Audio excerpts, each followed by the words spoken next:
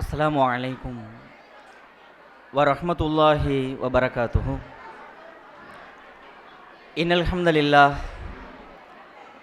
नहमदुहु व नस्तईनुहु व नस्तगफिरुहु व नऊज़ु बिल्लाहि मिन शुरूरि अनफुसिना व मिन सय्यिआति अअमालिना मय यहदिहिल्लाहु फला मुदिल्ल लहु व मय युद्लिल फला हादिय लहु व अशहदु अल्ला इलाहा इल्लल्लाहु वहदहु ला शरीका लहु व अशहदु अन्न मुहम्मदन अब्दुहु व रसूलुहु अम्मा बाद। या अय्युहल्लज़ीना आमनुत्तकुल्लाह हक़्क़ तुक़ातिहि व ला तमूतुन्न इल्ला व अंतुम मुस्लिमून। கண்ணியத்திற்குரிய எல்லாம் வல்ல அல்லாஹுவின் நல்லடியார்களே, அல்லாஹுடைய பேரருளால் அவனுடைய மார்க்கத்தை பற்றி தெரிந்து கொள்வதற்காக ஏற்பாடு செய்யப்பட்டிருக்கிற இந்த குடும்ப தர்பியா நிகழ்ச்சியில் நாமெல்லாம் கலந்து கொண்டிருக்கிறோம். இதில் கடந்த பாடங்களோடு தற்பொழுது ஒரு அரை மணி நேரம் வளரும் தலைமுறை என்கிற தலைப்பு தரப்பட்டிருக்கிறது. பொதுவாக பெண்களை அமைதிப்படுத்துறது ரொம்ப கஷ்டம். இப்போ இந்த இடத்துல ஒரு ஏதாவது ஒரு சீரியலோ அல்லது ஒரு வெப் சீரியஸ் ஏதாவது ஓடுச்சுன்னு வச்சுக்கோங்களேன், இவ்வளவு சவுண்டு இருக்கவே இருக்காது.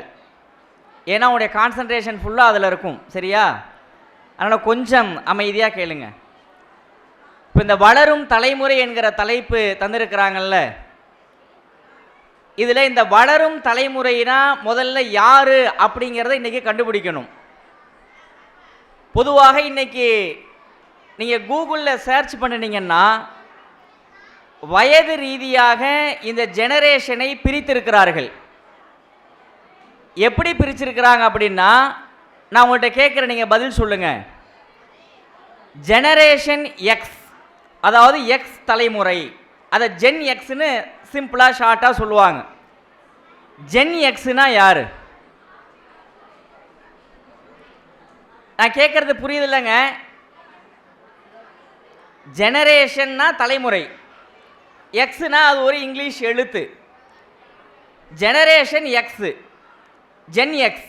இந்த ஜென் எக்ஸ்னு அழைக்கப்படுறவங்க எந்த வயதுக்காரர்கள்? இது 90s கிட்ஸா? 1965 1980 வரைக்கும் பிறந்திருக்கிறாங்கல்ல, அவங்க தான் ஜென் எக்ஸ். நான் திரும்பவும் கேள்வி கேட்பேன், நீங்கள் பதில் சொல்லணும். 1965 80 வரைக்கும் பிறந்தவர்கள் ஜென் எக்ஸ், ஜெனரேஷன் எக்ஸ். இவங்க வளரும் தலைமுறையா அல்லது வளர்ந்த தலைமுறையா? வளர்ந்து ஓரளவுக்கு பேரன் பேத்தி எடுத்த தலைமுறை. சரியா? ஓரளவு குழந்தைங்க இருப்பாங்க, அல்லது பேரன் பேத்தி கூட எடுத்திருக்கலாம். சரி, அடுத்தது ஜெனரேஷன் ஒய். அவங்க ஏறக்குறைய ஒரு 1992 ஒரு 2009 வரைக்கும் இருக்கிறவர்கள் அந்த ஒரு காலகட்டத்தில் இருக்கிறாங்க. சாரி, 1980 95 வரைக்கும், 1981 1993 94 95 இருக்குல்ல, இந்த காலகட்டத்தில் பிறந்தவங்கள ஜெனரேஷன் ஒய் என்று சொல்லுகிறார்கள். இவங்க வளரும் தலைமுறையா வளர்ந்த தலைமுறையா? ஓரளவிற்கு வளர்ந்த தலைமுறை. சரியா? ஓரளவுக்கு கல்லூரி படிப்பு முடித்து திருமணம் பண்ணி ஒரு 2-3 குழந்தைங்க, அந்த குழந்தைங்களுக்கு ஒரு 4-5 வயசு, இப்படி இருக்கக்கூடிய ஒரு தலைமுறை ஜெனரேஷன் ஒய், ஜென் ஒய். அடுத்தது வருவோம் நம்ம ஆளுங்களுக்கு, ஜென் இசட், ஜெனரேஷன் இசட். இந்த ஜெனரேஷன் இசட்டை பொறுத்த வரைக்கும் 1995 2009 அது வரைக்கும் பிறந்தவங்க ஜெனரேஷன் இசட். சரியா? ஜென் இசட் இதான் இன்னைக்கு ரொம்ப டாக்காக எல்லா இடத்துலையும் இருக்கும். ஜென் இசட் 1995 ஒரு 2009 வரைக்கும் பிறந்தவர்கள். இவங்க வளரும் தலைமுறையா வளர்ந்த தலைமுறையா? இவர்கள் வளரும் தலைமுறை. ஏன்னா இப்போதான் ஓரளவிற்கு ஒரு கல்லூரி படிப்பை முடித்து அல்லது படித்து கொண்டு அல்லது படிப்பில் சேரக்கூடிய ஆட்களாக இருக்க போகிறவர்கள். சரியா? இந்த வளரும் தலைமுறையினரையும் அடுத்ததாக 2010 இருந்து 2024 வரைக்கும் இதில் பிறந்தவங்க யார் தெரியுமா? என்னது யாரு? Generation alpha, gen alpha. இவர்கள் வளரும் தலைமுறையா வளர்ந்த தலைமுறையா? வளரும் தலைமுறை. ஆக கொடுக்கப்பட்ட தலைப்புல வளரும் தலைமுறை என்கிற தலைப்பில் நாம 1960, 70, 80, 90களில் பிறந்தவர்களை பற்றி பேசப் போவது இல்லை. வளரும் தலைமுறை என்பவர்கள் ஜென் இசட் மற்றும் ஜென் ஆல்பா. இன்னும் எடுத்துக்கொண்டால் 2024க்கு பிறகு பிறந்த ஜென் பீட்டா, அந்த வயசு, அந்த குழந்தைக்கெல்லாம் 2 வயசு, அதை எடுத்துக்குவோம்.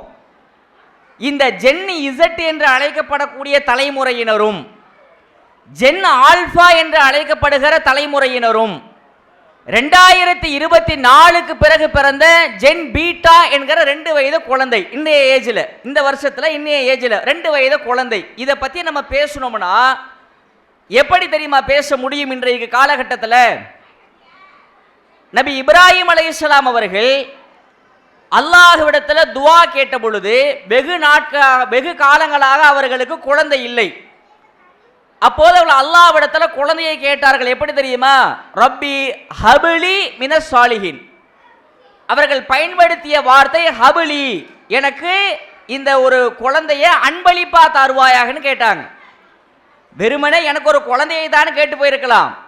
ரப்பி ஹபிலி, ஹிபா என்கிற வார்த்தையிலிருந்து ஹபிலி, ஹபிலி மினஸ் சாலிஹின், எனக்கு நல்ல ஒரு சாலிகான அன்பளிப்பை தாயா அல்லாஹ் என்று நபி இப்ராஹிம் அலைஹிஸ்ஸலாம் கேட்டாங்க. நமக்கு தரப்பட்டிருக்கக்கூடிய குழந்தைகள் எல்லாம் அல்லாஹ்விடத்திலிருந்து நமக்கு கிடைத்த அன்பளிப்புகள். ஆனால் அந்த அன்பளிப்பை நாம் சரியான முறையில் பராமரிக்காததனால், சரியான முறையில் அந்த அன்பளிப்பை நாம் பேணாததால் இன்றைக்கு சமுதாயம் சீரழிந்து சின்ன பின்னமாகி கொண்டிருக்கிறது. திருமறை குர்ஆன்ல அல்லாஹ் ரப்பல் ஆலமீன் ஒரு துவாவை சொல்லுகிறார். சூரத்துல் ஃபுர்கான்ல 74வது அத்தியாயம். ரப்பனா ஹப்லனா மின் அஸ்வாஜினா வ ذُرِّيَّاتِنَا குர்ரத அயுன் வஜஅல்னா லில் முத்தகீன இமாமா. ரப்பனா ஹப்லனா மின் அஸ்வாஜினா, இறைவா எங்களுடைய மனைவிமார்கள், வாழ்க்கை துணை அவர்களிடமிருந்தும், வ ذُرِّيَّاتِنَا எங்களுடைய சந்ததிகளிடமிருந்தும், குர்ரத அயுன் எங்களுக்கு நீ கண் குளிர்ச்சியை ஏற்படுத்துவாயாக அப்படின்னு அந்த துவாவுடைய அர்த்தம். வஜஅல்னா லில் முத்தகீன இமாமா, எங்களுக்கு நாங்கள் நல்ல முன்னுதாரணமாக ஆகணும். யாருக்கு? இறையச்சவாதிகளுக்கு. இது அல்லாஹ் ரப்பல் ஆலமீன் திருமறையில கேட்க சொல்கிற ஒரு துவா. இப்போ நம்முடைய பிள்ளைகளும் மனைவிமார்களும் நமக்கு குர்ரத்த ஆயுனா இருக்கணும்ல, கண் குளிர்ச்சியா. நீங்களே சொல்லுங்க, சமுதாயத்தில் இன்னைக்கு நடக்கக்கூடிய சம்பவங்களை எல்லாம் பார்த்தா கண் குளிர்ச்சியா இருக்குதா இல்லை கண் எரிச்சலா இருக்கா? நம்முடைய பிள்ளைகள் செஞ்ச காரியம், நம்முடைய பிள்ளைகள் செய்யக்கூடிய காரியம் நமக்கு ஒருபோதும் கண் குளிர்ச்சியா இல்லை. இவெல்லாம் எப்படி என்ன ஆக போறான்னு தெரியலையே, இப்பவே இந்த பேச்சு பேசுறேன், சோறு போடுவானான்னு தெரியலையேன்னு வயிற்றுல புளிய கரைக்குது. குர்ரத்த ஆயுன்னு அல்லாஹ் கேட்க சொல்றா. இங்க குர்ரத்த ஆயுன்லாம் கிடையாது, எல்லாம் கண் எரிச்சலாகத்தான் இருக்கிறது. காரணம் என்ன தெரியுமா? இன்றைக்கு நாம் அடியெடுத்து வைத்திருக்கிற இந்த டிஜிட்டல் யுகம், இந்த சமூக வலைதளம், இன்ஸ்டாகிராம், ஃபேஸ்புக்கு, வாட்ஸ்அப்பு, டெலகிராம் என்கிற, கொஞ்சம் அமைதியா இருங்கம்மா. ஏன் பேசப்படுற பிள்ளைங்களாம் அமைதியா இருக்குங்க? இந்த 80s கிட்ஸு 90s கிட்ஸ் தான் இப்போ சத்தம் போட்டுட்டு இருக்கீங்க. கொஞ்சம் அமைதியா இருங்க, கவனிங்க. இன்றைக்கு நாம் அடியெடுத்து வைத்திருக்கிற இந்த டிஜிட்டல் யுகம் இருக்கு இல்லையா, social media, Instagram, Facebook, Telegram, WhatsApp, இந்த சமூக வலைதளம் எல்லாத்தையுமே அடித்து நொறுக்கிருச்சு, எல்லாத்தையும் அடித்து தூக்கி வீசி எரிஞ்சிருச்சு. ஒரு காலத்தில் நம்ம சின்ன பிள்ளையாக இருந்தப்ப, நீங்களெல்லாம் சிறு பிள்ளைகளாக இருந்த பொழுது, காலங்காத்தான சுபுஹ் தொழுகையை முடிச்சுட்டு அழகா குரானையோ அலிஃபு ஜுசுவையோ கையில் எடுத்துக்கிட்டு ஒரு 6 மணிக்கு அந்த மக்தபு மதரசாவை நோக்கி பிள்ளைங்க சாரையாக நடந்து போச்சு தெரியுங்களா? இன்னைக்கு எங்கேயாவது அந்த காட்சியை பார்க்க முடியுதா? அஜர்த்து கூப்பிட்டு அஜர்த்து தூங்குறாரு, யாரும் வரலன்னு. ஆங்காங்கே மக்தபு மதரசாக்களுக்கு இமாம்கள் அழைக்கிறார்கள், யாரும் போற மாதிரி இல்லை. ஏன் யாரும் போற மாதிரி இல்லை அப்படின்னா, அவர்களுக்கு மக்தபு மதரசாக்களுடைய முக்கியத்துவமும் அதனுடைய மிகப்பெரிய எவ்வளவு மதிப்பு கொண்டது என்பதும் அவர்களுக்கு புரியவே இல்லை. ஏன் என்ன காரணம் அப்படின்னா, நைட்டு 11 மணி 12 மணி 1 மணி வரைக்கும் செல்போனில் இன்ஸ்டாகிராமில் ரீல்ஸை பார்த்து பார்த்து பார்த்து பார்த்து பிறகு தூங்கணும்னா காலையில் 5 மணிக்கெல்லாம் முழிப்பு வராது, 6 மணிக்கு முழிப்பு வராது. 7:30 மணி 8 மணிக்கு எந்திரிச்சு அவசர அவசரமாக ஸ்கூலுக்கு கிளம்பி சாப்பிட்டுட்டு வேன் வருது பஸ் வருது அது வருதுன்னு கிளம்பி போய்கிட்டே இருக்க வேண்டியதுதான். இப்படி வளர்ந்த இந்த தலைமுறையினால என்ன பிரச்சனை தெரியுமா? நபி ஸல்லல்லாஹு அலைஹி வஸல்லம் அவர்களை கவனிங்க. ஒரு நாள் ஒரு பேரித்தம்பர குவியலானது இருக்கிறது. அது ஃபித்ராவுடைய பேரிச்சம்பர குவியல். அது மக்களுக்கு கொடுக்கப்பட வேண்டிய சதக்கா பொருள். அங்கே தன் பெற்றெடுத்த பேர பிள்ளை ஹசன் ஹுசைன் ரலியல்லாஹு அன்ஹும் 2 பேரும் போய் அந்த பேரித்தம்பர குவியல்ல கொஞ்சோண்டு எடுத்து அப்படி வாயில சாப்பிட்டுட்டாங்க. 2 பேருமே சிறு பிள்ளைகள், ஒரு 1.5 வயசு 2 வயசு அந்த வயசுல இருக்கிறவங்க தான். 2.5 வயசு 3 வயசு அப்படின்னு வச்சுக்கோங்களேன். போய் பேரிச்சம்பழ குவியலை எடுத்து வாயில போடுறாங்க. உடனே ரசூலுல்லாஹ் அங்கிருந்து ஓடி வந்து தன்னுடைய விரலை பேர பிள்ளைங்களுடைய வாய்க்குள்ள விட்டு அந்த பேரிச்சம்பழத்தை எடுத்து கஹ் கஹ் அப்படிங்கிறாங்க, துப்பு அதை துப்பு அப்படின்னு சொல்லிட்டு, இப்ப ரசூலுல்லாஹ் கொடுத்த அட்வைஸ் என்ன தெரியுமா? இந்த முகம்மதாவுடைய குடும்பத்தாருக்கு சதக்கா பொருள்லாம் ஹராம்னு உங்களுக்கு தெரியாதா அப்படின்னு கேட்டாங்க ரசூலுல்லாஹ்.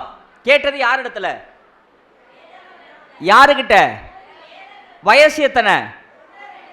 2, 2.5, 3 இப்படிதான் வயசு ஹதீஸ்ல வரல. ஒரு தோராயமா 3 வயசு 3.5 வயசு அவ்வளவுதான். இந்த வயசுல இருக்கிற ஒரு பிள்ளை இடத்துல ரசூலுல்லாஹ் எஜுகேட் பண்றாங்க. என்னது? எது ஹராமு எது ஹலாலு. ஃபித்ராவுக்குன்னு வச்சிருந்த பேரிச்சம்பழத்தை நாம சாப்பிட்றது ஹராமுப்பா, அது மற்றவங்களுக்கு.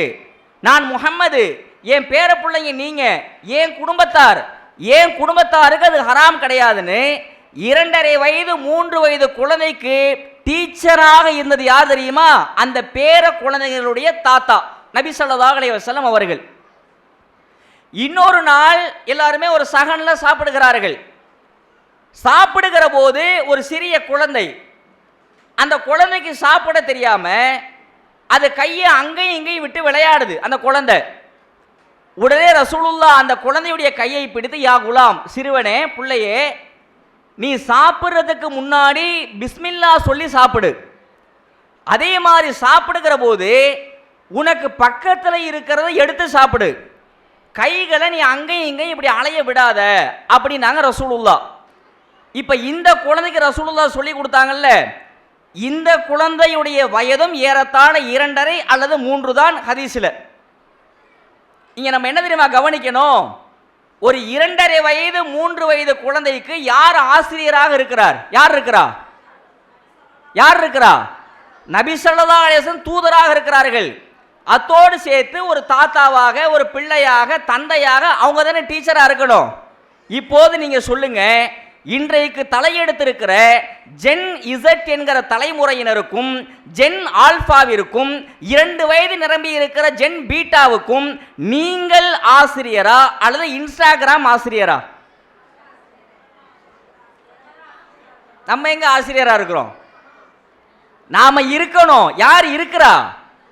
இன்ஸ்டாகிராம் தான் இன்றைக்கு அத்தனைக்குமே ஆசிரியராக இருக்கிறது. நீங்கள் உங்கள் பிள்ளைக்கு கொடுக்கிற வயசு என்ன தெரியுமா? ஒரு குழந்தையுடைய மனசு என்பது ஒரு வெற்று பாத்திரம். ஒரு 2 வயசு 2.5 வயசு 3 வயசு குழந்தை இருக்குல்ல, அது வெற்று பாத்திரம் மாதிரி. ஒரு பானை, வெற்று பானை, அதுல தண்ணி ஊத்துனா தண்ணி நிரம்பும், பால் ஊத்துனா பால் நிரம்பும், தேன் ஊத்துனா தேன் கூட நிரம்பும். அதுல எங்கேயாவது சாக்கடை தண்ணி அள்ளி ஊத்துனீங்கன்னா சாக்கடை தண்ணி தான் நிரம்பும். இன்றைக்கு நாம நம்முடைய பிள்ளைகள் 2.5 வயசு 3 வயசு பிள்ளைங்களாம் அழுகுதுன்னு எடுத்தவன இந்தா புடி அப்படின்னு ஆண்ட்ராய்டு மொபைலை நீட்டிட்டா அதுங்க பாட்டுக்கு அழுவாம உட்காந்து அதுங்க பாட்டு ரீல்ஸ் பார்த்துக்கிட்டே இருக்குங்க. அதுங்களுக்கு தள்ள கூட தெரியல, 4 தள்ளு தள்ளினாதான் ஒரு ரீல்ஸ் அப்படியே பாஸ் ஆகுது. இப்ப என்ன பிரச்சனை தெரியுமா? வெறுமனே மார்க்க கல்வியையும் அல்லாஹ்வுடைய அச்சத்தையும் நல்ல நற்குணங்களையும் போதிக்கிற நீங்கள் இன்ஸ்டாவை தூக்கி கொடுத்துட்டதுனால இன்ஸ்டாவில் அதுங்க எதையெல்லாம் பார்க்குதோ அதுதான் உலகம்னு அது வளரும். சமீபத்தில் தமிழகத்தில் ஒரு பெரிய ஆட்சி மாற்றம் நடந்திருக்கிறது. தமிழ்நாட்டில் நடந்திருக்கிற இந்த ஆட்சி மாற்றத்திற்கு எது காரணம்? அவர் பேசிய பேச்சா, எழுதிய எழுத்தா, அல்லது பேசிய அரசியல் குற்றச்சாட்டுகள்? அப்படின்னா ஒன்றும் கிடையாது. நான் தன்னந்தனி ஆளு இன்ஸ்டா, அத்தனை பிரச்சனை தூக்கி ஓரம் கட்டி விட்டாங்க. மேற்கு தொடர்ச்சி மலையில் மழை இல்லை, கர்நாடகா தண்ணீரை திறக்கல, ஒரு காலமும் கர்நாடகா நமக்கு தண்ணீரை தந்ததே இல்லை, கோர்ட்டுக்கு போய் தான் நம்ம வாங்கியிருக்கிறோம். தண்ணீர் மேட்டூர்ல இல்லை, தண்ணியை ஜூன் 12 திறந்திருக்கணும், அது இல்லை. குறுவை சாகுபடி பாதிக்கப்படுது, அதை பற்றியான பேச்சு இல்லை, எதுவுமே இல்லை. ஆனால் இத்தனை பிரச்சனைகளும் எங்கேயாவது நாளிதழ்களை பார்த்து நாம் தெரிஞ்சிருக்கிறோமா? நீங்கள் சொல்லுங்கள், பிள்ளைங்களாம் சொல்லுங்கள். எங்கேயாவது பேப்பர் எடுத்து படித்து, இந்த தமிழ் த ஹிந்து பத்திரிக்கை இருக்குது, இது கொஞ்சம் ஜென்ரல் நாலேஜாக எழுதுவாங்க, தினமலர் பத்திரிக்கை இருக்குது, இவன் கொஞ்சம் இன்ஃபர்மேஷனாக எழுதுவான், தினத்தந்தி ஸ்டேட்மெண்ட்டாக எழுதுவாங்க, தினகரன் எதிர்கட்சியாக இருந்தால் கொஞ்சம் சப்போர்ட்டாக, எதிர்கட்சியாக இருந்தால் கொஞ்சம் ஆழமாக போய் எழுதுவாங்கன்ட்டு யாராவது பேப்பர் எடுத்து படிச்சிருக்கிறோமா? இந்த பிரச்சனை என்னன்னு முதல்ல தெரியுமா நமக்கு? எல்லாமே படிக்கிற பிள்ளைங்க ஜென் இசட்னா என்ன படிச்சுக்கிட்டு இருக்கிறான், ஜென் ஆல்ஃபா படிச்சுக்கிட்டு இருக்கான், ஜென் பீட்டா தவழ்ந்துகிட்டு இருக்குது. ஜென் பீட்டாவை விட்டுருவோம், ஜென் இசட்டும் ஜென் ஆல்ஃபாவும் எடுத்து படிடா, என்ன பிரச்சனை, ஏது பிரச்சனை, நாட்டில் என்ன நடக்குது, எதுவும் தெரியாது. அவன் நோண்டு இன்ஸ்டாவை பார்த்துட்டு அவர் சட்டமன்றத்தில் கேட்ட கேள்விக்கெல்லாம் பதில் சொல்லாம இப்படின்னு ஒரு செஞ்சாரா, அதை பார்த்துட்டு பாத்தியாங்க தலை, அவரை பாத்தியாங்கிறான். இது ஈர்க்கப்படுறது எதனால தெரியுமா? நீங்க படிச்ச படிப்புனால, பேப்பரை படிச்சு, நாளிதழ்களை படிச்சு, ஜெனரல் நாலேஜை வளர்த்து, நூலகத்தில் போய் படிச்சு உன் அறிவு வேலை செய்யல. நீ கையில வச்சிருக்கிற இன்ஸ்டாகிராம்னால இவ்வளவு ஈர்க்கப்பட்டால் சமுதாயம் எந்த அளவிற்கு பாதிக்கப்படும் தெரியுமா? இன்ஸ்டாகிராமுடைய இன்றைய எஃபெக்ட்னால இன்றைக்கு எவ்வளவு சீர்கேடுகள் சமூகத்தில் நடந்து கொண்டிருக்கிறது. இது எதுவுமே தெரியாம நாம பாட இருந்துகிட்டே இருக்கிறோம். இந்த இப்போ தண்ணி குடிக்கிறோம்ல, வரக்கூட ஒரு சகோதரர் சொன்னார், அவ்வளவு பாட்டிலில் அங்கங்கே தண்ணீரோடு அங்கங்கே வாட்டர் கேனை வச்சுருக்கீங்க. இன்னைக்கு மேட்டூர் அணையோட நீர்மட்டம் எவ்வளவு, யார் சொல்லுவா? கரெக்டாக சொல்லணும். கரெக்டாக சொன்னால் அந்த ஒரு பாட்டில் தண்ணி ஃப்ரீ. இன்றைக்கு மேட்டூர் அணையின் நீர்மட்டம் எவ்வளவு? சரி, மொத்த கொள்ளளவு எவ்வளவு தாங்கும் மேட்டூர் டேம்? சும்மா சொல்லுங்க. 120 அடி. அவருடைய வயசு ஏறக்குறைய 40க்கு மேலே. படிக்கிற யாருக்குமே மேட்டூர் அணையினுடைய கொள்ளளவு தெரியல. நாம இன்றைக்கு பயன்படுத்துகிற மேட்டூர் அணையினுடைய தண்ணீர் நீர்மட்டம் எவ்வளவு அதுவும் தெரியல. இவ்வளவு தண்ணீர் இருந்தால் எப்படிப்பா விவசாயத்துக்கு தரப்பாங்க, எப்படி காவேரியில் தண்ணி ஓடும், எப்படி அங்கே தஞ்சையில் விவசாயம் பண்ணுவாங்க, எப்படி நமக்கு சோறு கிடைக்குங்கிற அக்கறை யாருக்கும் இல்லை. அதே நான் உங்கள்கிட்ட ஒரு கேள்வி கேட்குறேன். காலையிலேருந்து இப்போ வரைக்கும் எத்தனை பேர் இன்ஸ்டாவை ஓப்பன் பண்ணியிருக்கீங்க, எத்தனை பேர் வாட்ஸ்அப்பை ஓப்பன் பண்ணியிருக்கீங்க, எத்தனை பேர் டெலகிராமை ஓப்பன் பண்ணியிருக்கீங்க? எல்லாமே அப்படி தானே? மேட்டூர் அணையினுடைய நீர்மட்டம் எனக்கு தேவையில்லை. மேட்டூர்ல தண்ணி வந்தா என்ன, வராட்டி என்ன, எனக்கு வந்துருச்சு என்னது 3 GB டேட்டா ஒரு நாளைக்கு. எனக்கு வந்துருச்சு ஒரு நாளைக்கு 2 GB டேட்டா. இப்படிதான் இந்த ஜென் இசட்டும் ஜென் ஆல்ஃபாவும் போயிட்டு இருக்கிறான். இதனால இன்னைக்கு சமூகத்தில் ஏற்பட்டிருக்கிற விளைவு என்ன தெரியுமா? இன்றைக்கு கல்லூரிகளில் ஜென் இசட்டு ஜென் ஆல்ஃபாலாம் உட்காந்துருக்கிறான்னு வைங்க. கல்லூரிகளில் கொஞ்சம் கூட அல்லாஹ்வுடைய அச்சம் இல்லாமல், கல்லூரிகளில் ஒரு காலத்தில் கல்வி சொர்க்கமாக இருந்தது. உள்ளே போனோம்னா அந்த ஆசிரியர்களுடைய அந்த அரவணைப்பு, அவர்கள் ஸ்ட்ரிக்டாக இருக்கிறது, சொல்லி கொடுக்குற பாடத்தை கவனிக்கிறது, ஷர்ட் பட்டன் போடுறா, என்ன அப்படி இருக்க, டக் பண்ணு, ஷூ போடு, அப்படி பண்ணு, இப்படி பண்ணு, கையில் காப்பை கழட்டு, அதை கழட்டு, இதை கழட்டுன்னு அவ்வளவு ஸ்ட்ரிக்டாக இருந்த சமுதாயம். இன்னைக்கெல்லாம் என்ன தெரியுமா? கல்லூரி என்பது கொஞ்சம் ஒரு மாதிரியாக தான் இருக்குது. இந்த வார்த்தை என்ன தெரியுமா? அறிவிக்கப்படாத மேட்ரிமோனியல் சென்டராக இருக்கிறது கல்லூரிகள்லாம். திருமண தகவல் மையம் இருக்குன்னு தெரியுமா? அப்படியே அவங்களுக்கு எந்த வயசில் பொண்ணு வேணும், என்ன மாப்பிள்ளை வேணும், என்ன வேலை பார்க்குறாரு, என்ன செய்யறாரு, அது மாதிரி இருக்கும் இல்லையா? இன்னைக்கு காலேஜெல்லாம் எப்படி தெரியுமா இருக்கிறது? எல்லாருக்கும் இன்ஸ்டா ஐடி படிக்கிறதுக்கு தான் நம்ம போயிருக்கிறோம். ஆனால் எல்லாருக்கும் பாய் ஃப்ரெண்டு, எல்லாருக்கும் கேர்ள் ஃப்ரெண்டு. எப்படா பிடிச்சி பழகுனியா? இல்லை. அந்த பையனுடைய கேரக்டர் தெரிஞ்சு பழகுறியா? இல்லை. அந்த பெண்ணுடைய குணநலன்களை பார்த்து பழகுறியா? அதுவும் இல்லை. வேற என்னடா, இன்ஸ்டா ஐடி கிடைச்சிருச்சுல்ல, அவ்வளவுதான். உன் வாழ்க்கையையோ உன் நேசத்தையோ தீர்மானிக்கிறது இன்னைக்கு எது தெரியுமா? இன்ஸ்டாகிராமுடைய ஐடியாகத்தான் இருக்கிறது. அவதில் என்ன வேணாலும் பண்ணுவான். உன்னை பற்றி திட்டிக்கிட்டே நீ எவ்வளோ பெரிய அழகு தெரியுமா அப்படின்னு ஸ்டோரி போடுவான். நம்ம அதை தான் நம்புவோம். ஒரு காலத்தில் நீங்கள் சிங்கிளா இல்லை அப்படின்னு இழுத்தாங்கன்னா என்ன அர்த்தம் தெரியுமா? கொஞ்சம் 80s 90s கிட்ஸ்லாம் சொல்லுங்க. நீங்கள் சிங்கிளா அல்லது அப்படின்னு இழுத்தா என்ன அர்த்தம் சொல்லுங்கங்க. சிங்கிளா இன்னும் கல்யாணம் ஆகலையா இல்லை மேரீடா அப்படின்னு தானே அர்த்தம். இன்னைக்கு என்ன அர்த்தம் தெரியுமா? அதுக்கு படிக்கிற ஜென்னு செட்டுக்கிட்ட கூப்பிட்டு கேளுங்க, நீங்கள் சிங்கிளா இல்லை கமிட்டடா அப்படின்னா, கமிட்டட்னா எனக்கு பாய் ஃப்ரெண்ட் இருக்கிறாங்க, எனக்கு கேர்ள் ஃப்ரெண்ட் இருக்கிறாங்க. 80s 90s கிட்ஸுக்கிட்ட இருந்தாலுமே வெளியே சொல்ல மாட்டாங்க. ஏன்னா அடி பிச்சு எடுத்துக்கிடுவாங்க வீட்டிலலாம். இன்னைக்கு இவங்க என்ன தெரியுமா, இன்ஸ்டாகிராம் ஓப்பன் பண்ணால் ஐ எம் கமிட்டட்னு அதுலேயே ஸ்டேட்டஸ். எவ்வளவு ஏன் இவ்வளவு தைரியங்கள் வருகிறது என்றால், நீங்க அவங்களுக்கு அல்லாஹ்வுடைய மார்க்கத்தை பற்றி போதனை செய்யவே இல்லை.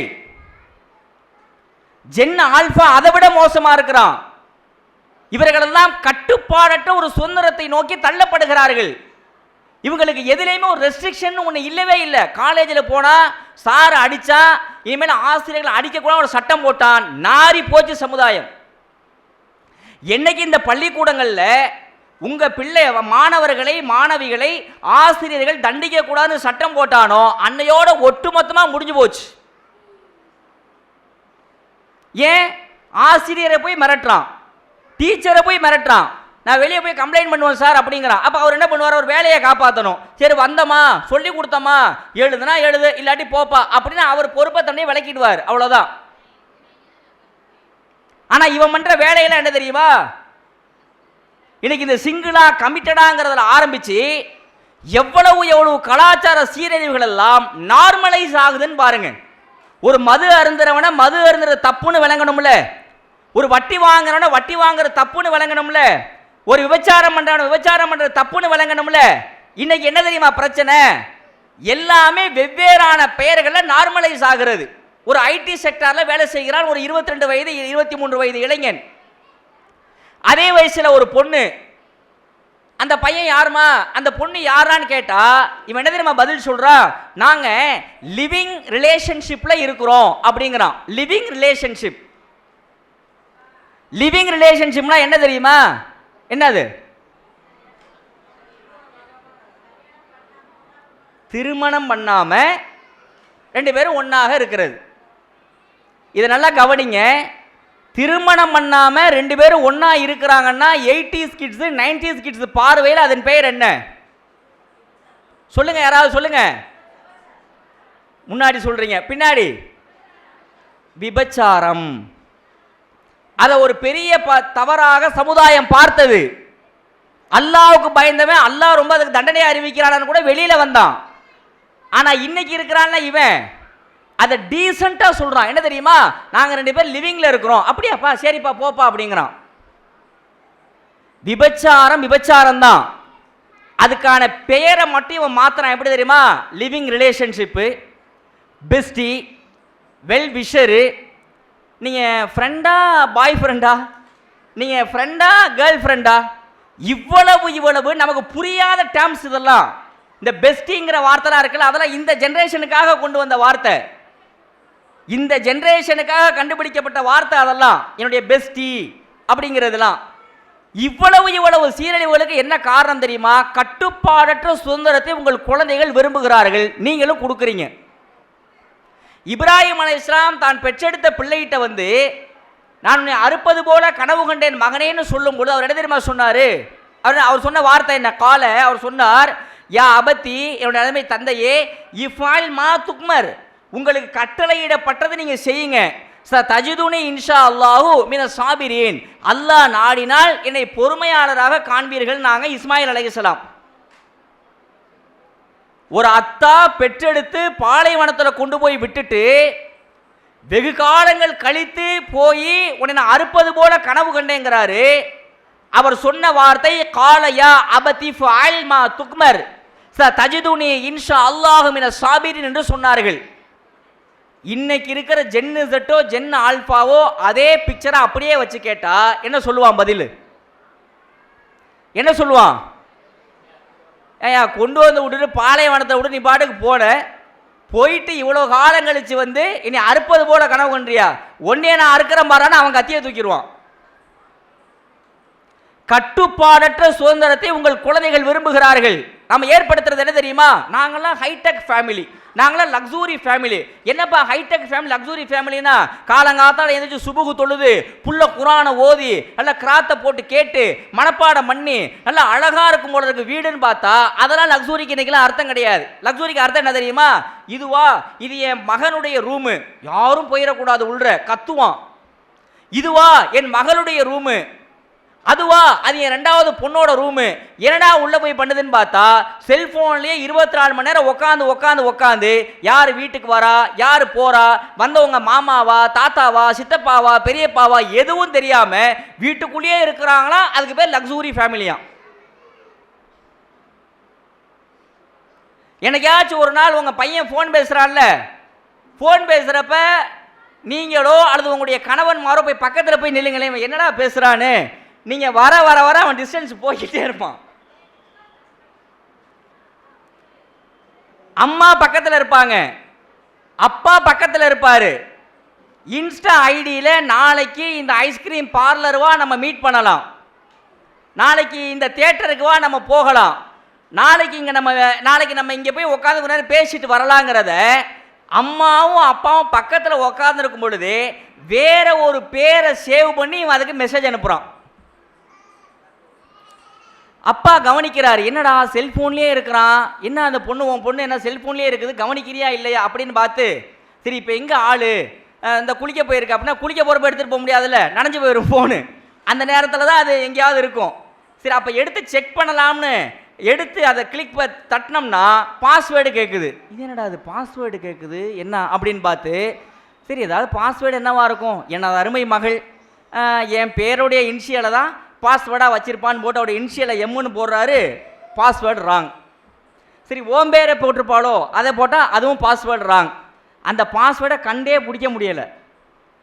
பொண்ணுகிட்ட வந்து கேட்டு இது என்னம்மா இது, ஏம்மா இதை கொஞ்சம் ஓப்பன் பண்ணுமா அப்படின்னு கேட்டால், என்னப்பா உனக்குலாம் ஏதாவது டீசென்ட் இருக்கா, என்னுடைய ஃபோனை வந்து ஏன் உரிமை இல்லாமல் நீங்கள் எப்படி தொடலாம், கொஞ்சம் கூட பிரைவேசி இல்லையா கேட்குற கேள்வி. கொஞ்சம் கூட பிரைவேசி இல்லையான்னு யாருக்கிட்ட கேட்குறாங்க? யாருக்கிட்ட? அப்பா கிட்ட. ஒரு ரூம் திறந்துருக்கிறது, என்னடா புள்ள அப்படியே காலிலேருந்து உட்காந்துருக்குது, ஒரு ஞாயிற்றுக்கிழமை எதிர்த்து வந்து ஒரு வீட்டு வேலையை கூட, வீட்டு வேலைலாம் எனக்கு அடிமை மாதிரி கொண்டு போயிட்டாங்க இந்த ஜென்ரேஷன். ஒரு வீட்டு வேலை பார்க்குறத என்னப்பா பண்ணுற, டீ போடுறியா இந்த காலத்துலையா, என்னடி இதெல்லாம் அப்படின்னு அந்த பிள்ளைய கேட்குதுங்க. எங்கள் அம்மா பாத்திரம் கழுவ சொன்னாங்க, பாத்திரம் கழுவுறியா, இதெல்லாம் நம்ம கல்ச்சருக்கெல்லாம் ஒத்து வருமா, எடுத்தியா மொபைலில் போட்டியா ஸ்டேட்டஸ் போட்டேன் பார்த்தியா இல்லையா, நீ போய் அதை நீ ஏன் போய் பாத்திரத்தை கழுவுற, அடிமை வேலை மாதிரி கொண்டு போயிட்டாங்க அதெல்லாம். இன்னைக்கு எடுத்து கொண்டு போய் அப்பா திடீர்னு ரூம்குள்ள நுழைஞ்சிட்டாரு, என்னப்பா நீங்க பாட்டுக்கு இப்படி வரீங்க, என்னம்மா நான் அப்பா. ஒரு வயது வந்த மகள் கூட ஒரு நிர்வாணமாக இருந்தாலும் கூட அவர் அதை பார்க்க மாட்டாரு, பார்த்தாலும் அவருக்கு ஒன்றும் ஏற்படாது, ஏன்னா ஒரு அப்பா. அப்பேற்பட்ட தகப்பனார மகள் கேட்கிறாள், என்னப்பா கொஞ்சம் கூட நீங்க பாட்டு டீசென்ட் இல்லாம நீங்க பாட்டுக்கு ரூம்குள்ள வரீங்க, காரணம் என்ன தெரியுமா, இது அத்தனைக்குமே ஆசிரியர்கள் நீங்கள் கிடையாது, இன்ஸ்டாகிராம்ல போடக்கூடிய ரீல்ஸ் தான். ஒரு லிவிங் ரிலேஷன்ஷிப்பை பத்தி ஒரே ஒரு ரீல்ஸ் பார்த்துட்டா போதும், பார்க்க பார்க்க பார்க்க பார்க்க அது சம்பந்தப்பட்ட தகவல்களையே ரீல்ஸாக வந்து கொண்டே இருக்கிறது. இன்னைக்கு கல்லூரிகளில் எல்ஜிபிடிக்கு தாக்கம் ரொம்ப அதிகமாக இருக்கிறது. ஒரு ஆணுங்களை என்ன பண்ணிக்கலாம், ஒரு பொண்ணுங்களை என்ன பண்ணிக்கலாம், கல்யாணம் பண்ணாமலே ஆணு பொண்ணு சேர்ந்து வாழலாம். நீ வந்து ஒரு ஆம்பளையா பிறந்தாலும் பொம்பளையா வர ட்ரை பண்ணுறியா மாறிக்க, பெண்ணா பிறந்தாலும் ஆணா மாற ட்ரை பண்ணுறியா மாறிக்க. இது எல்லாத்துக்குமே பெரிய LGBTQ+ ஒரு இயக்கம். அந்த இயக்கம் இந்த நம்மளை மாதிரி தர்பியா நடத்தி பொதுக்கூட்டம் நடத்தி இப்படியெல்லாம் பண்ணலை, ஜஸ்ட் இன்ஸ்டாகிராம் தான். ரீல்ஸை போட்டால் இன்னைக்கு அதுக்கு அவ்வளவு பெரிய சப்போர்ட்டர்ஸ், அவ்வளவு பேர் இருக்கிறார்கள் சமுதாயத்தில். ஏன்? நீங்க கெடுத்தது தான். நீங்க உங்க பிள்ளைக்கு ஆண்ட்ராய்டு போனை வாங்கி கொடுத்து அது இன்ஸ்டாவில் இருக்குதா, வாட்ஸ்அப்பில் இருக்குதா, என்ன ஸ்டோரி போடுது, பழக்க வழக்கங்கள் எப்படி இருக்கிறது என்கிற எந்த கண்காணிப்புகளும் இந்த காலத்தில் இல்லவே இல்லவே இல்லை. இன்னைக்கு என்ன ஆகி போச்சு தெரியுமா?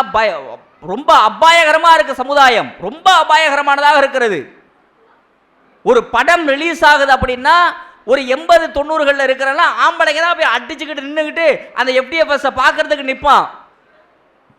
இவங்க என்னடானா ஒரு படம் ரிலீஸ் ஆகுது, ஒரு பொம்பளை பிள்ளைங்க மது அருந்தி கொண்டு, நான் சொல்லுவது மது அருந்தி கொண்டு, நாங்களும் ஒரு படம் ரிலீஸ் ஆகுது, யாரோட படமோ, நாங்களும் அதனுடைய முதல் காட்சியில் போய் பார்ப்போம். நேற்று சேலத்தில் ஒரு ஆள் அரெஸ்ட் பண்ணியிருக்காங்க, ஒரு பால்காரரை, பால் பாக்கெட் போடுறவரை.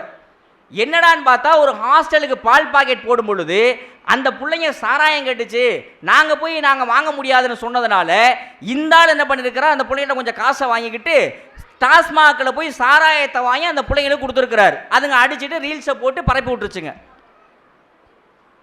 நான் சொல்லுவது ஆண் பிள்ளைகள் அல்ல, பொம்பளை பிள்ளைங்க மது அருந்துகிறார்கள். இதே பாண்டிச்சேரியில் நீங்கள் போய் பார்த்தீங்கன்னா அங்கே இருக்கக்கூடிய ரெஸ்டோ பார்ஸ், அங்கே இருக்கக்கூடிய பல லிக்கர் ஷாப்ஸில் கியூவில் நின்று பொம்பளைங்க பரவாயில்ல நல்லா மரியாதையாக வாங்குதுங்க. நல்லா கியூவில் நின்று அடிச்சுக்காம உதச்சிக்காம கியூவில் நின்று என்ன பண்ணுதுங்க, அழகாக ரேஷன் கடையில் நிற்கிற மாதிரிலாம் நிற்கலை, கரெக்டாக வரிசையில் நின்று போய் சாராயத்தை வாங்கிட்டு கொண்டு போய் அடிக்குதுங்க பெண் பிள்ளைகள். காரணம் என்ன தெரியுமா? ஒரு ரீல்ஸை ஓ இதெல்லாம் பண்ணுறலாம், இதெல்லாம் செய்யலாம், இதெல்லாம் தப்பு இல்லை, இதெல்லாம் இன்ஸ்டால வருதுங்கிறது ஆழமாக அவர்களுக்கு பதிய வைக்கப்படுகிறது. இதனால் ஏற்படுகிற விளைவுகள் என்னென்ன, இதனால எவ்வளவு பெரிய கலாச்சார சீரழிவுகள் நோக்கி இன்றைக்கு தமிழகம் சென்று கொண்டிருக்கிறது. எல்லாத்துலையும் டோட்டல் வாஷ் அவுட். ஒரு பிகாம் படிச்சேங்கிறான், இன்ஸ்டா ரீல்ஸ்லயே மூழ்கி இருக்கிறான். அவனிடத்துல கொடுத்து இந்தடா கடைக்கு போயிட்டு ஒரு 1/2 கிலோ சர்க்கரை, 1/2 கிலோ தோரம்பருப்பு, 1/4 கிலோ வேற ஏதாவது பாசிப்பருப்பு இப்படின்னு சொல்லி போனா அவனுக்கு அதை மனப்பாட வச்சுக்கிறதுக்கு அவன்கிட்ட திறமை இல்லை. ஏன் தெரியுமா? ஒரு காலம் இருந்தது 80-90களில் பேராகிராஃபு, எஸ்ஸே இதெல்லாம் மனப்பாடம் பண்ணணும்னா எங்கேயாவது அமைதியான இடத்துல உட்காந்து அழகா நடந்து நடந்து நடந்து நடந்து அதை மனப்பாடம் பண்ணி அந்த மாதிரியான தலைமுறை இருந்தாங்க இல்லையா? இன்னைக்கு இவன் இன்ஸ்டாவிலே உட்கார்ந்து இருக்கிறதுனால ஞாபகத்திறன் டோட்டலா வாஷ் அவுட் ஆகுது. ஒட்டுமொத்தமா காலி மனப்பாட திறன், ஒட்டுமொத்தமா காலிங்க. அவனால மனப்பாடம் பண்ண முடியல. என்னடானா ஃபுல்லா இந்த இதுலயே உட்கார்ந்து இருந்ததுனால இதுலயே காலி ஆயிருச்சு எல்லாம். சரி வாடா அங்கிருந்து அவ்வளவு தூரம் நடந்து போலாம் அப்படின்னா உடனே எனக்கு பைக் வேணும். சரி வாடா அங்கிருந்து ஒரு 20 படிக்கட்டு இருக்கு, அந்த ஃபர்ஸ்ட் ஃப்ளோர் போலாம், நான் படிக்கட்டில் வர மாட்டேன், லிஃப்ட்ல தான் போவேன். வாடா வெயில்ல வேர்க்க வேர்க்க விளையாடலாம், இது எதுக்குமே அவன் தயாராகவே இல்லை. அவனுக்கு தேவை ஒரு சோஃபா, ஏசி, அன்லிமிட்டெடு நெட்டு, அழகா உட்காந்தானா உட்காந்து நல்லா தேய்ச்சி விட்டு சாப்பிட்றதுமா, சாப்பிட்டு வந்து திருப்பி நோண்டமா, திருப்பி போனோமா, டீ குடிச்சோமா, திருப்பி வந்தோமா, இப்படியே இருந்து கொண்டிருந்தால் எதிர்காலத்தில் ஒபிசிட்டி பிரச்சனை ஜென் ஆல்பாவையும் ஜென் பீட்டாவையும் ஜென் இசட்டையும் கடுமையான முறையில் பாதிக்கும் என்கிறார்கள் மருத்துவர்கள். படிப்பு ரீதியாக அவனுக்கு எதுவுமே தெரியல. ஒருத்தர் பிகாம் படிச்சேங்கிறான், ஒரு பேங்க் செலான்ல வந்து ஒரு வயசான முதியவர் கொஞ்சம் இது ஃபில் பண்ணி கொடுப்பா அப்படின்னா அதெல்லாம் எனக்கு தெரியாதுங்கிறான். அவனுக்கு இருக்குது 1000 ஐடி இன்ஸ்டாவில். ஏன் கவனம் எல்லாமே கொண்டு போய் அங்கேயே வச்சுட்டீங்கன்னா இன்னைக்கு எதுலையுமே நான் சொல்றேன், எந்த ஒரு விஷயத்திலையுமே நாம 100% கான்சன்ட்ரேஷன் இல்லவே இல்லை. சாப்பிட்றீங்க, சாப்பிட்டுக்கிட்டு 50% சாப்பாட்டில் இருக்கு, 50% மொபைலில் இருக்கு. தொழுவுறான், தொழுகையை பற்றி பாடம் நடத்துறாங்கல்ல, தொழுவுறாரு, தொழுது கொண்டு இருக்கிற போது 50% தான் தொழுகையில், 50% முடிஞ்சவனே என்ன இருக்குது அதை எடு, மொபைலை எடு. படிக்கிறான், 50% தான் படிப்பில் இருக்கிறது, மீதி 50% மொபைலில் இருக்கிறது. எல்லா சமீபத்தில் ஒரு ஆய்வு என்ன தெரியுமா, கணவன் மனைவி தாம்பத்தியத்தில் ஈடுபடுகிற பொழுது கூட இவர்களின் கவனம் அங்கு இல்லை. 50% தான் அங்கே இருக்கிறது, 50% மொபைலில் இருக்கிறது. இப்படி இருந்தால் எதுலையுமே சாட்டிஸ்ஃபேக்ஷன் நம்ம ஆகவே முடியாது. டெக்னாலஜி வளர்ந்து கொண்டே இருக்கிறது, சீரழிஞ்சுக்கிட்டு இருக்கிறான் சமுதாயம், சீரழிந்து கொண்டிருக்கிறான். சென்ற வாரத்தில் கோயம்புத்தூரில் கல்லூரி மாணவன் 18 வயசு தான், அந்த பையனுக்கு பேர் அமுதன். அவன் போலீஸ் ஸ்டேஷனில் போய் ஒரு கம்ப்ளைண்ட் பண்ணுறான். என்ன தெரியுமா சார், எங்கள் காலேஜில் கஞ்சா விற்பனை நடந்து கொண்டிருக்கிறது, இந்த இடத்துலலாம் விற்கிறாங்க அப்படின்னு அந்த பையன் போய் கம்ப்ளைண்ட் பண்ணுறான் போலீஸ் ஸ்டேஷனில். போலீஸ் அதை வாங்கிக்கிட்டு சரிப்பா நாங்கள் பார்த்துக்குறோம் நீ போ அப்படின்னு சொல்லி அனுப்பிச்சி விட்டுட்டாங்க. மறுநாள் காலையில் கம்ப்ளைண்ட் கொடுத்த அந்த அமுதன் என்கிற மாணவன் 6 பேர் கொண்ட கும்பலால் வெட்டி கொலை செய்யப்படுகிறான். வெட்டினவனுக்கெல்லாம் வயசு எத்தனை தெரியுமா? 20, 21, 22. வெட்டினவனுக்கு வயசு ஒன்று 35, 40 இல்லை, 20, 21, 22. அவன் காலேஜில் படிக்கிற சீனியரே அதில் ஒருத்தன் இருக்கான். எங்கடா ஏண்டா அப்படின்னா, கஞ்சா விற்பனையை பற்றி போட்டு கொடுத்தவன் கொலை செய்யப்படுறான், விற்கிறவன் அமைச்சர் மாதிரி மலம் வருகிறான். இன்றைக்கு இளைஞர்கள் அதிகமான பழக்கத்திற்கு ஆளாவது இந்த கஞ்சா. இல்லாத இடமே இல்லை. குறிப்பாக முஸ்லீம் இளைஞர்கள் எங்கெல்லாம் இருக்கிறாங்களோ கொத்து கொத்தாக, இதோ இந்த ஆழ்வார்தோப்பு, தென்னூர், நம்ம திருச்சி சரௌண்டிங்கில் இவ்வளவு இடங்கள்ல என்னடா காரணம்னு பார்த்தா, அது மார்க்கத்தில் ஹராம்டா, அல்லாஹ் போதை வஸ்துவை ஹராமாக்கி இருக்கிறான், நாளை மறுமையில் தீனத்துல் கஃபால உனக்கு குடிக்க வைப்பான், இதெல்லாம் போவாதப்பா அப்படின்னு சொன்னோம்னா அவன் காதில் எதுவுமே ஏறலை. அவனுக்கு தெரிஞ்சதெல்லாம் எனக்கு இது என்ன சொல்லுது. ஒரு ரீல்ஸ் பார்க்குறான், ஓ இந்த கடையில் வந்து சிக்கன் பிரியாணி சூப்பராக இருக்கிறது, பிபிக்யூ சிக்கன் அப்படி இருக்கிறது, ஷவர்மா அப்படி இருக்குன்னு அதை பார்க்குறான்னு வச்சுக்கோங்களேன், உடனே அந்த கடைக்குள்ளே போயிடுறான். டேய் இருடா, அந்த கடையில் நான்வெஜ் சாப்பிட போகிற, அது ஹலாலா ஹராமா, அல்லாஹ் பேரை சொல்லி தான் அறுத்தாங்களா, கறி எங்கே வாங்குறாங்க, எதையாவது கேட்டுட்டு போய் சாப்பிடுப்பா, அல்லாஹ்வுடைய பெயர் சொல்லி அறுக்காது ஹராமா இருக்குது அப்படின்னு சொன்னோம்னா அந்த வசனங்கள்லாம் அவனுக்கு ஏறவே இல்லை. எனக்கு தெரியாது, இது சொல்லிருச்சு நான் கிளம்புறேன்.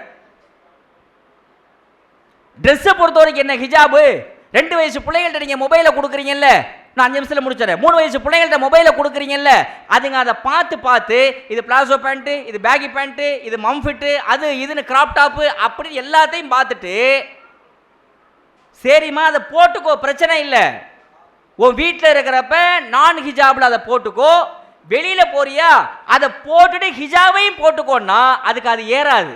ஏன்னா அது பார்த்தது நான் ஹிஜாபில் தான். அது நான் ஹிஜாபில் பார்த்து நான் இப்படி தான் போவேன், நான் இப்படி தான் இருப்பேன், நான் அப்படி தான் இருப்பேன் அப்படின்னு அது பாட்டுக்கு போகிறது.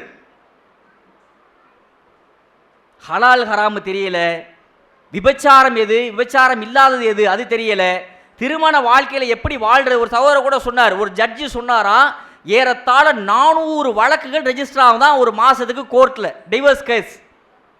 ஏஜ் எல்லாம் பார்த்தா எல்லாம் பெரும்பாலும் ஜென்னு செட்டு தான். ஏன் தெரியுமா, ஏதோ இன்ஸ்டாகிராம் வச்சு தானே இவன் வந்து விரும்பினான், ஆளை பார்த்து கேரக்டரை பார்த்து விரும்பி இருந்தா கூட பரவாயில்லை. வெறும் இன்ஸ்டாகிராமில் போட்ட போஸ்ட்டும் அதில் போட்டிருக்கிற ஆர்டிஃபிஷியலான சில விஷயங்களை பார்த்து கவர்ந்து கல்யாண வாழ்க்கைக்குள்ள நுழைஞ்சோம்னா அப்போதான் தெரியுது திருமணம்டா என்ன, மாமனார் மாமியார் யாரு, எவ்வளவு பிரச்சனைகள் வரும், எப்படி குறைந்த சம்பாத்தியத்தில் குடும்பத்தை நடத்துறது, அதை எப்படி சமாளிக்கிறது, இதை எப்படி சமாளிக்கிறதுன்னு எதுவுமே தெரியாம உடனே டிவோர்ஸ். ஏன்னா பெண்ணுரிமை இல்லை, பெண்ணுரிமை இன்னைக்கு அதெல்லாம் ரொம்ப ஃபெமினிசம்ங்கிற வார்த்தை வந்து இன்னைக்கு இசட்ல ரொம்ப ஃபேமஸான வார்த்தை.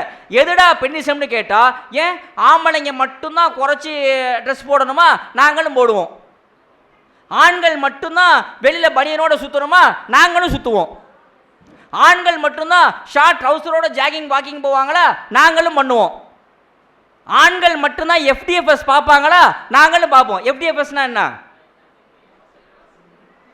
FDFSனா என்னங்க புரியல பார்த்தீங்களா?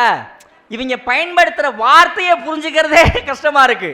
FDFSனா ஃபர்ஸ்ட் டே ஃபர்ஸ்ட் ஷோ, படம் ரிலீஸ் ஆன முத நாள் அல்ல, முதல் show, first day first show, அதான் FDFS.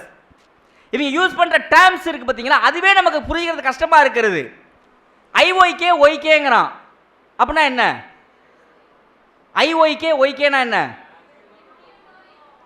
பார்த்தீங்களா? பதில் எங்கேருந்து வருது பாருங்க, அதான் ஜென்னு செட்டு. ஐஒய்கே ஒய்கேனா என்ன? If you know you know, புரிஞ்சவங்களுக்கு புரியும் அப்படிம்போம்ல, அதான் ஐஒய்கே ஒய்கே. ஏன்னா அதை முழுசாக எழுதானா எழுத தெரியல அவனுக்கு. அதை முழுசாக எழுதுறானா if you know IF YOU KNOW நோனா தெரியும்னு அர்த்தம்ல, அந்த நோவை வேறு என்ஓன்னு எழுதுறான். முழுசாக எழுதுறானா எழுத தெரியல. If you know you no. YOLO அப்படின்னா என்ன? YOLO you only live once. இந்த வாழ்க்கை நீ மட்டும்தான் வாழணும், நீ எப்படி வேணாலும் வாழு, அதான் யோலோ. தம்பி இந்த அட்ரஸ் எங்கப்பா? ஐடிகே அப்படிங்கிறான். ஐடிகேவா அப்படின்னா ஐ டோன்ட் நோ. அதை சரி அதை எழுதித்தானா அப்படின்னா அது எழுத தெரியல. ஐ டோன்ட் நோன்னு அவனுக்கு எழுத தெரியல. IDK.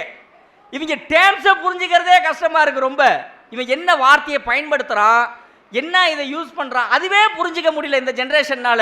80s திணறாங்க. 80s 90s kids எல்லாம் இதுக்கு என்ன பாஸ்வேர்டு போட்டு வச்சுருக்கான், அதை ஓப்பன் பண்ணால் இன்னொன்று கேட்குது, அது எங்கே இருக்கிறது, ஏதோ சீக்கிரட்னு பிக்சர்னு போட்டு வச்சுருக்கான், இதில் என்னென்ன இருக்குன்னு தெரியலையேன்னு அதை நோண்டோம்னா அதுக்கு ஒரு பாஸ்வேர்டு கேட்குது. எல்லாமே கஷ்டம். முன்னாடி மாதிரி இன்னைக்கு இல்லைங்க. முன்னாடினா பாய் உங்கள் பையன் அங்கே ஒரு பொண்ணுகிட்ட நின்று பேசிகிட்டு இருந்தான் அப்படின்னா, இந்த வரட்டும் அவன் வீட்டுக்குள்ளே நுழையிறப்ப என்னடா யார் அது யார் அது அப்படின்னு மிரட்டலே இவன் பயப்படுவான். இன்றைக்கி என்ன தெரியுமா, அதெல்லாம் மேட்ரே கிடையாது. அந்த ஜமாத்துக்காரங்க பிடிச்சோம், ஜமாத்துக்காரன் பிடிச்சா எனக்கு என்ன, உங்கள் அப்பா திட்டினா எனக்கு என்ன, உங்கள் அம்மா அதெல்லாம் எனக்கு தேவையே இல்லை, நான் பாட்டுக்கு என் ரூட்டில் போய்கிட்டே இருப்பேன்.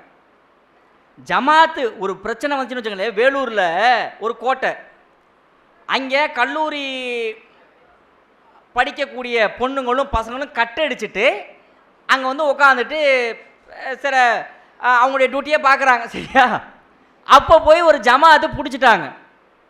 பிடிச்சி கொண்டு போய் ஸ்டேஷனில் நிப்பாட்டினா அந்த பொண்ணு சொல்லுது, சார் இந்த பையன் என் ஃப்ரெண்டு சார், என் பாய் ஃப்ரெண்டு, நாங்கள் உட்காந்து பேசிக்கிட்டு இருந்தோம், என்ன சார் கொஞ்சம் கூட ப்ரைவசி இல்லாமல் எங்களை வந்து அரெஸ்ட் பண்ணி எங்களை வந்து இழுத்துட்டு வராங்க சார் அப்படின்னு எல்லா பிள்ளைங்களும் சேர்ந்து சொல்லவும், எதுங்கெல்லாம் அங்கே போய் உட்காந்துலாம் அத்தனை பேரையும் விட்டுட்டாங்க. போய் சொன்னார்ல இவரை பிடிச்சி உட்கார வச்சுட்டாங்க ஜெயிலில்.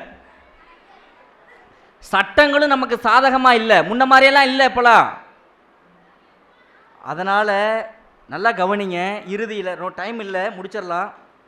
இந்த டிஜிட்டல் வேர்ல்டுங்கிறது பயங்கரமான கலாச்சார சீரழிவை உங்களுடைய பிள்ளைகளுக்கு கற்றுக் கொடுக்கறது.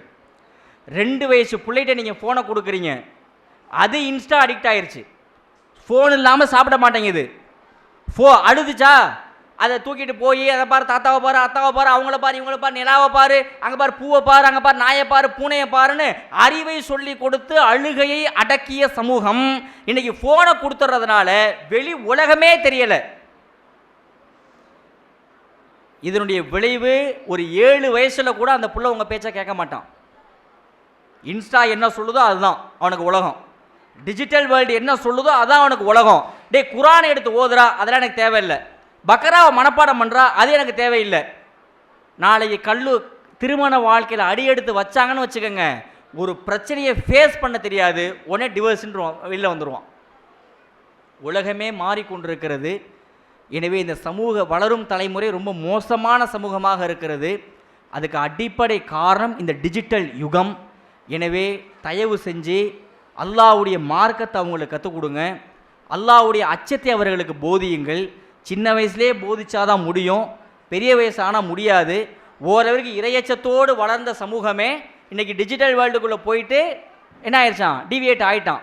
அப்போ வளர்றதே அவன் இன்ஸ்டாவில் தான் அப்படின்னா பின்னாடிலாம் ரொம்ப கஷ்டமாக போயிடும். அதனால் ரொம்ப கவனம், பிள்ளை வளர்ப்பு ரொம்ப ரொம்ப முக்கியம். இந்த டிஜிட்டல் வேர்ல்டில் அதிகமான நேரங்களெல்லாம் அதில் உபயோகிக்காமல் நீங்கள் உங்களுக்கெல்லாம் நிறைய பேசுங்க, நிறைய அவங்களோட கான்வர்சேஷன் பண்ணுங்கள், இன்ட்ராக்டிங் பண்ணுங்கள். இன்றைக்கி பெற்றோர்களுக்கும் பிள்ளைகளுக்கும் மத்தியில் உரையாடல்களே இல்லை, கணவனுக்கும் மனைவிக்கு மத்தியில் உரையாடலே இல்லை, எல்லாமே எல்லாம் அதில் தான் நேரம் போய் கொண்டிருக்கிறது. எனவே இந்த டிஜிட்டல் யுகத்தில் ரொம்ப கஷ்டப்பட்டு தான் நம்ம என்ன ஆகணும், வளர்த்து ஆளாக்கணும். எனவே அல்லாஹ் ரபுல் ஆலமீன் நம் அனைவருக்கும் அதற்கு உதவி செய்வானாக.